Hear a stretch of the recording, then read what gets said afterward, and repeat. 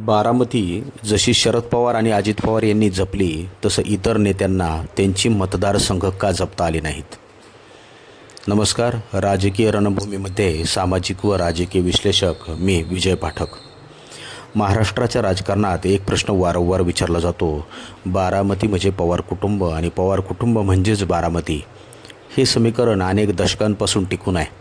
पण महाराष्ट्रात अनेक दिग्गज नेते झाले, अनेकांनी मुख्यमंत्री पदं भूषवली, केंद्रात मंत्री झाले, पक्ष चालवले, मोठी मोठी भाषणं केली, तरी त्यांच्या स्वतःच्या मतदारसंघावर बारामतीसारखी मजबूत पकड निर्माण का करता आली नाही.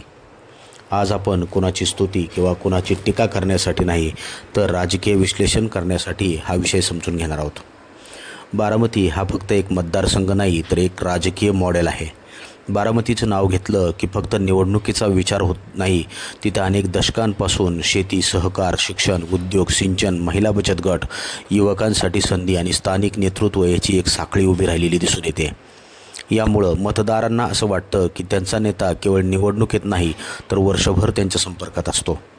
त्याचं पहिलं कारण म्हणजे संघटन उभारण्याची क्षमता. अनेक नेते स्वतः मोठे होतात, पण त्यांची पक्षाची स्थानिक संघटना मजबूत होत नाही. पवार कुटुंबाने मात्र गावागावात कार्यकर्त्यांचं जाळं उभं केलं.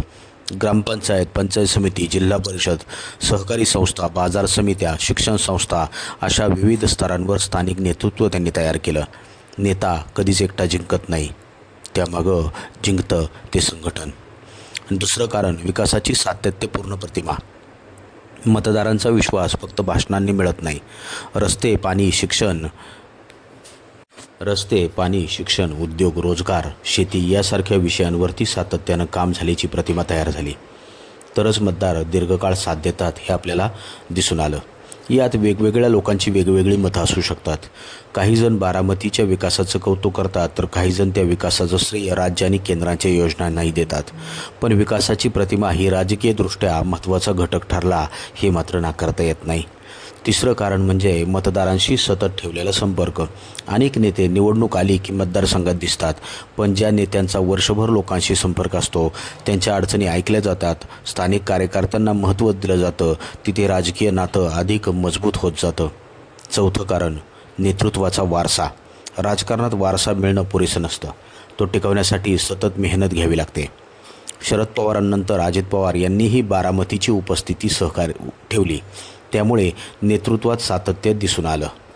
शरद पवारांनंतर अजित पवार यांनीही बारामतीत सक्रिय उपस्थिती ठेवली.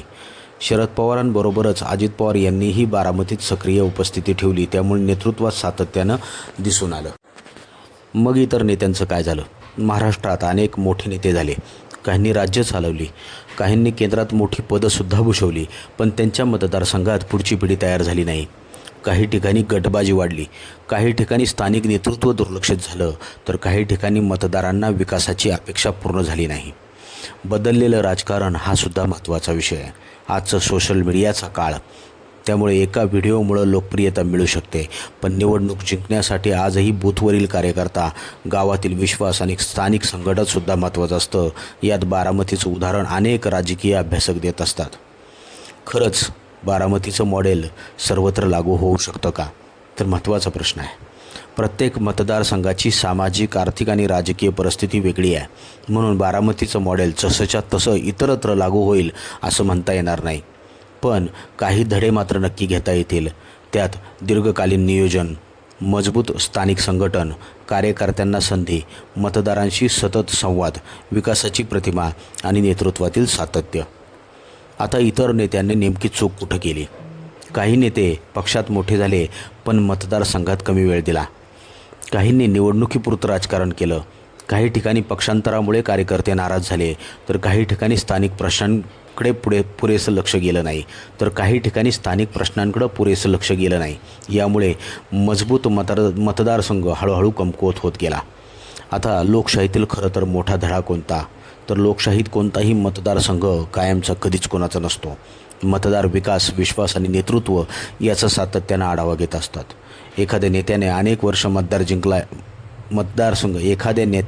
वर्ष मतदारसंघ जिंकला याचा अर्थ मतदारांनी त्याच्यावर विश्वास ठेवला, पण भविष्यातही तोच निकाल लागेल याची हमी नसते. बारामतीचं उदाहरण केवळ एका कुटुंबासाठी नाही तर दीर्घकालीन संघटन, स्थानिक संपर्क आणि राजकीय सातत्य यांचा अभ्यास करण्याचा विषय आहे. त्याचवेळी या मॉडेलबाबत टीका करणारेही आहेत. काहीजण सहकार क्षेत्रातील राजकारण, घराणेशाही किंवा सत्तेचं एकत्रीकरण यावर प्रश्न उपस्थित करतात. त्यामुळे या विषयाकडे एकाच बाजूने नव्हे तर सर्वच बाजूने विचार करून पाहणं महत्त्वाचं आहे. आता प्रश्न खरं तर तुमच्यासाठी. तुमच्या मते बारामतीची राजकीय ताकद टिकण्यामागचं सर्वात मोठं कारण कोणतं? तर विकास, मजबूत संघटन, नेतृत्व की मतदारांचा दीर्घकालीन विश्वास? तुमचं मत कमेंटमध्ये नक्की लिहा. जय हिंद, धन्यवाद.